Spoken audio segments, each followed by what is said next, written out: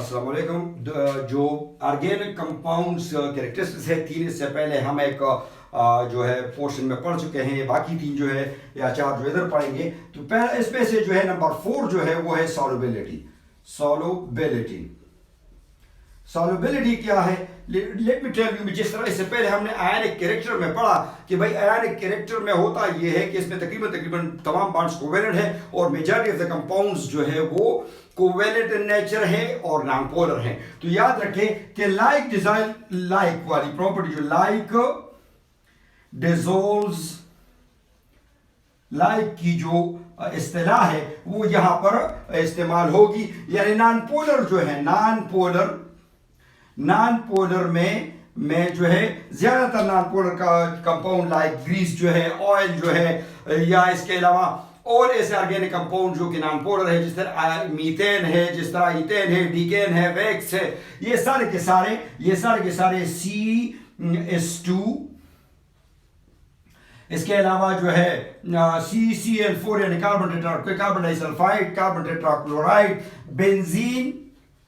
Benzene और petrol वगैरह में ये जो है क्या होंगे, ये सॉल्व होंगे। इससे पहले मैंने जिसमें से ग्रीस है, जिसमें से ऑयल है, जिसमें से आप लेते हैं दूसरा जो है क्या नाम है पेट्रोल है, डीजल है, या जो आपका जो है वैक्स है, ये तमाम के तमाम इसमें से सॉल्युबल होंगे। जबकि इसके मुकाबले में कुछ ऐसी चीजें हैं जो नॉन पोलर में जो पोलर है। मसलन पोलर जो है इसमें से पोलर कंपाउंड में C2H5OH, या हम कहते हैं इस अल्कोहल ग्रुप के 2-4, इसी तरह कार्बोक्सिलिक ग्रुप यानी CH3COOH एसिडिक एसिड जो है, इसी तरह के कंपाउंड्स जो है ये नॉर्मली वाटर में सॉल्युबल होते हैं और बाकी जो है अल्कोहल में भी और इस तरह की चीजें अल्कोहल में भी सॉल्युबल होती हैं। अल्कोहल भी एक अच्छा सॉल्वेंट है। इनका हाइड्रोजन बॉन्डिंग जिस तरह शुगर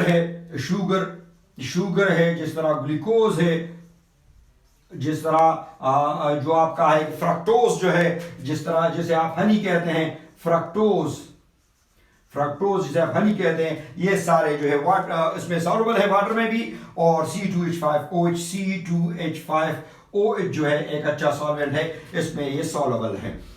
इसके अलावा अगला जो है हमारे पास जो है वो है rate of reaction. Rate of reaction में हम बात करते हैं रेट नंबर 5 जो है रेट ऑफ रिएक्शन।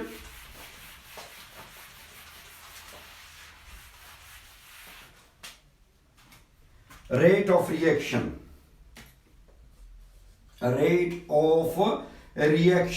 चूंकि इससे पहले हम आयनिक कैरेक्टर में पढ़ चुके हैं कि ये कोवेलेंट नेचर का कंपाउंड है।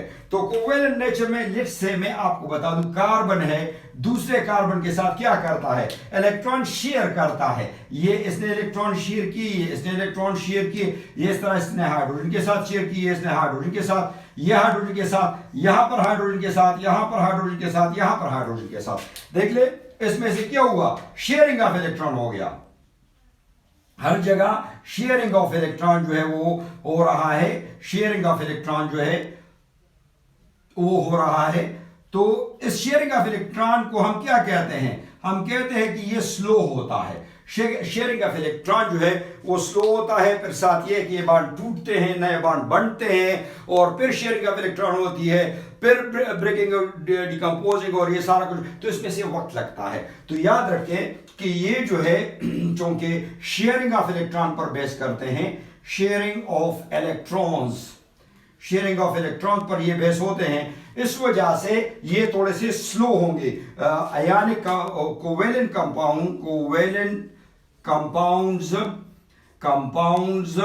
Compounds reaction is slow. इसके मुकाबले में आयनिक कंपाउंड का हम देख लें, मसलन ये Na है, ये पॉजिटिव प्लस Cl माइनस एक दूसरे की तरफ आते हैं। तो यहां पर होता क्या है, यहां पर होता ये है कि इन दोनों के दरमियान इसको क्या कहते हैं, इसको कहते हैं इलेक्ट्रोस्टैटिक फोर्स ऑफ अट्रैक्शन जो इस वजह से इसमें रिएक्शन होता है। इस वजह से हम कहते हैं कि ये रिएक्शन जो कि बहुत ज्यादा फास्ट होगा, जबकि ये रिएक्शन थोड़ा सा क्या होगा, स्लो होगा. So the rate of reaction of the covalent compound या the organic compound will be slow and the rate of reaction of the ionic compound will be faster one. इसके बाद इसका सिमिलर कंपाउंड या similar property जिसको homologous series भी कहते हैं, वो एक प्रॉपर्टी है कि जिसमें से हम ये देखते हैं कि तकरीबन कंपाउंड की जो होमोलोगस सीरीज है वो सेम होती है, तो उनकी प्रॉपर्टीज भी ग्रेजुअल चेंज होती है फिजिकल प्रॉपर्टी में स्पेशली. मसलन अगर आप देख लें, ये मेरे पास है होमो नंबर, इसके बाद जो है हमने नंबर 6 पढ़ रहे हैं होमोलोगस सीरीज. होमोलोगस सीरीज, इसमें से मसलन देख ले कि देखे ना इसमें होता क्या है. ये देखे मीथेन है, इसके बाद ईथेन है, इस तरह प्रोपेन है, इस तरह ब्यूटेन है और जाकर जो ब्यूटेन और ये जाकर डीकेन और अनडीकेन पर और फिर आगे जो है 10वां तक जो है पहुंच जाता है. तो जितना आप ऊपर से नीचे की तरफ आते हैं वही चेन है. मतलब यहां पर CHH, यहां पर C2HH, यहां पर C3HH, तो थोड़ा सा यानी CH2 का फर्क होता है इसमें, और ये आगे बढ़ता है, चेन बढ़ता है. तो चेन का बॉइलिंग पॉइंट और मेल्टिंग पॉइंट जो है, डेंसिटी जो है, वो ग्रेजुअली इंक्रीज हो रही होती है और ऑलमोस्ट इन सब के प्रॉपर्टीज एक जैसे होते हैं. मतलब दूसरा एग्जांपल मैं इसका आपको दे दूं, CH3OH जो है, C2H5OH जो है, C3H7OH जो है, C4H9OH जो है, ये भी एक होमोलोगस सीरीज है अल्कोहल का. इनके भी प्रॉपर्टीज जो है, हाँ वो बॉइलिंग पॉइंट है, हाँ वो मेल्टिंग पॉइंट है, हाँ वो इसकी डेंसिटी है, या और केमिकल रिएक्शंस है, वो ग्रेजुअली चेंज हो रहे होते हैं उसके मॉलिक्यूलर वेट के इंक्रीज के साथ. ऊपर से आप नीचे की तरफ आ रहे हैं तो मॉलिक्यूलर देखिए, कार्बन CH2 जो है यहाँ पर, CH2 यहाँ पर बढ़ रहा है, CH2 यहाँ पर बढ़ रहा है, CH2 यहाँ पर, तो ऊपर से नीचे की तरफ आ रहे हैं, CH2 ग्रुप इसका इंक्रीज हो रहा है. इस वजह से उसका चेन बढ़ता जाता है और चेन बढ़ने के साथ उसके ग्रेजुअल बाकी प्रॉपर्टीज वही होंगे. हर एक चीज के साथ ये रिएक्शन करेगा, वो जिस तरह ये भी करता है, ये भी करता है, थोड़े मामूली फर्क के साथ कि कोई हाई रेट पर करेगा, कोई स्लो रेट पर करेगा, कोई इसकी कैटलिस्ट की जरूरत होगी वगैरह वगैरह. सो इसको कहते हैं होमोलोगस सीरीज. तो होमोलोगस सीरीज की बुनियाद पर भी ये तमाम जो है ऑर्गेनिक कंपाउंड चंद ग्रुप्स में, या यूं समझ ले कि अगर चंद नहीं है तो 100 ग्रुप में, 1000 ग्रुप में जमा हो जाते हैं और उनकी स्टडी आसान हो जाती है हमारे लिए. और इस तरह सिमिलर प्रॉपर्टीज की बुनियाद पर जो है ये आगे जो है इसका पढ़ना और आगे इसको मजीद चीजों को डिस्कवर करना हमारे लिए आसान हो जाता है. इसके अलावा आखिरी जो इसका है वो है पॉलीमराइजेशन.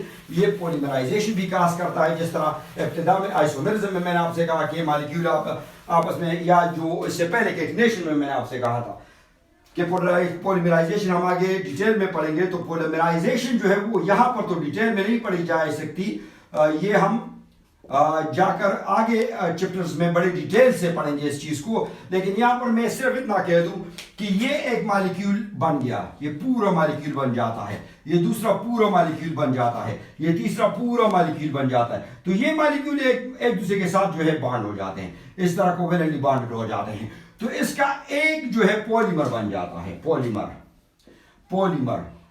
बन जाता है. इसको कहते हैं पॉलीमराइजेशन. व्हेन द मॉलिक्यूल्स, हम लिख सकते हैं कि when monomers consisting of molecules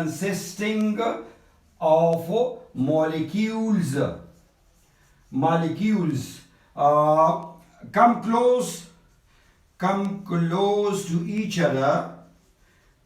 other to form long chains.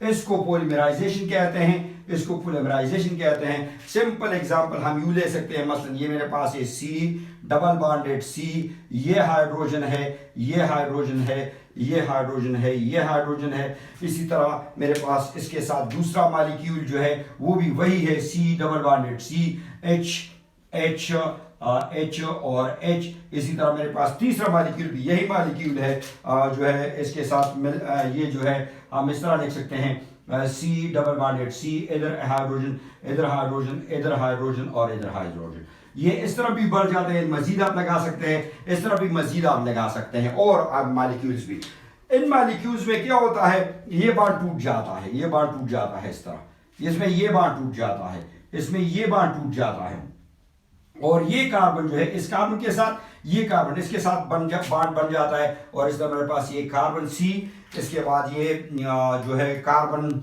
यहाँ पर मैं अगर ब्लैक कर दूं, ये मेरे पास जो है ब्लैक उसी तरह आ जाए तो आसान हो जाएगा।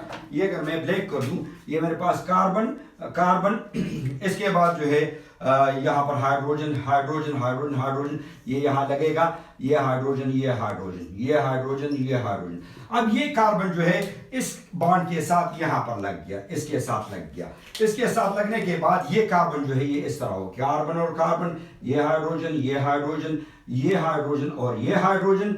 इसी तरह ये जो है आगे फिर इसके साथ लग जाता है, ये इस तरह आगे, और ये कार्बन जो है ये हाइड्रोजन ये कार्बन ये हाइड्रोजन ये हाइड्रोजन और ये हाइड्रोजन, यहाँ आगे ये इस तरह चल सकता है।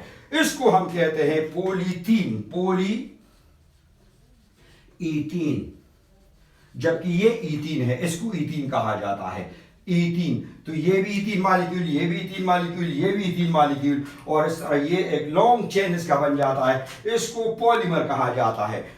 चीनी के जो है आपके पास जो कार्बोहाइड्रेट जितने भी है वो आपके पास पॉलीमर है, इसी तरह आपके पास फैट्स जितने भी है वो पॉलीमर है, आपके पास प्रोटीन्स जो है वो पॉलीमर्स है। इस तरह पॉलिएस्टर जो आप जिस रजाई लेते हैं वो पॉलीमर है। ये पॉलीथीन जो शॉपर बैग्स है, जो जिसमें प्लास्टिक बैग्स भरे होते हैं, जिसमें से आप सामान शॉप से लेके आते हैं, उसको पॉलीथीन कहा जाता है। जस्ट मिनट, मैं आपको एग्जांपल बता दूं, मसलन ये जो आपका है, ये आपका ये देख ले, ये पॉलीथीन, ये चीज बन जाती है, ये वाली जो चीज है ये पॉलीथीन जो है, जिसको पॉलीथीन कहा जाता है, ये पॉलीथीन है, ये पॉलीथीन है, ये शॉपर है जिसमें आप सामान लेके आते हैं। तो ये पॉलीथीन जो है ये पॉलीमर है, और पॉलीमर इससे बन जाता है। ये जो है कुछ प्रॉपर्टीज थी जिसमें हमने कैटिनेशन पढ़ा, इसके बाद हमने आइसोमेरिज्म पढ़ा, आयनिक कैरेक्टर पढ़ा, उसके बाद हमने सॉल्युबिलिटी को पढ़ा, उसके बाद हमने जो है होमोलोगस सीरीज को पढ़ा, फिर ये जो है पॉलीमराइजेशन जो है ये पढ़ा, और साथ जो है रिएक्शंस जो है रिएक्शन रेट ऑफ रिएक्शन को पढ़ा। ये 7 प्रॉपर्टीज हैं, इस और भी बहुत सारी हैं, लेकिन ये वो बेसिक प्रॉपर्टी है जिसकी बुनियाद पर आप एक ऑर्गेनिक कंपाउंड को पहचान सकते हैं। और यही 7-8 प्रॉपर्टीज जो है ये ऑर्गेनिक कंपाउंड को दूसरे कंपाउंड से मुख्तलिफ कर देती हैं, डिफरेंट कर देती हैं। और इस बुनियाद, तो अगर आपको क्वेश्चन आता है what are the characteristics of the organic compound, तो भी यही 4-7 पॉइंट्स जो है ये लिखेंगे। अगर आपको ये आ जाता है how you will differentiate organic compound from inorganic, तो भी ये 7 पॉइंट्स लिखेंगे। अगर आपसे कहा जाता है write 4 of the properties by which we can organize, we know the organic compound, or we can distinguish organic compound from the others, तो भी आप यही चीज़ जो है वो लिखेंगे। इंशाल्लाह आपको उम्मीद है यही चीज़ आपको पसंद आ गई होगी। मैं थोड़ा सा तेज़ इसलिए बोल रहा होता हूँ कि मुझे टाइम का एहसास है कि ज़्यादातर बच्चे जो है वो बड़ी लंबी वीडियो को देखना पसंद नहीं करते, तो लाशूरी तौर पर मेरे जहन में ये बात बैठ गई है, इसलिए मैं थोड़ा सा तेज़ बोलता हूँ। लेकिन अगर आपको तेज़ बोलना अच्छा नहीं लगता तो आप मुझे वीडियो में लिख सकते हैं, मैं इंशाल्लाह अपनी स्पीड जो है थोड़ी सी स्लो कर दूँगा। आप कोशिश कीजिए कि मेरी जितने भी आप देख रहे होते हैं 85% बच्चे जो मेरा वीडियो देख रहे हैं वो इसको सब्सक्राइब नहीं करते, तो सब्सक्राइब कर ले, इससे आपको भी फ़ायदा हो जाएगा, मुझे भी पैदा हो जाएगा। क्योंकि जितने सब्सक्राइबर मुझे मिलेंगे और जितना ये अच्छे से आगे चलेगा उतना मैं कोशिश करूँगा, मैं इनकरेज हूँगा और मैं ये आगे लेके जाऊँगा अपने चैनल को इंशाल्लाह, और आपको इन्फॉर्मेशन वक्त पर मिलते रहेंगे। अपना अगली वीडियो तक के लिए अपना बहुत ज़्यादा ख्याल रखिए। इंशाल्लाह जल्द बहुत मुलाकात होगी, उस वक्त तक के लिए मुझे इजाज़त दीजिए। अल्लाह हाफिज़।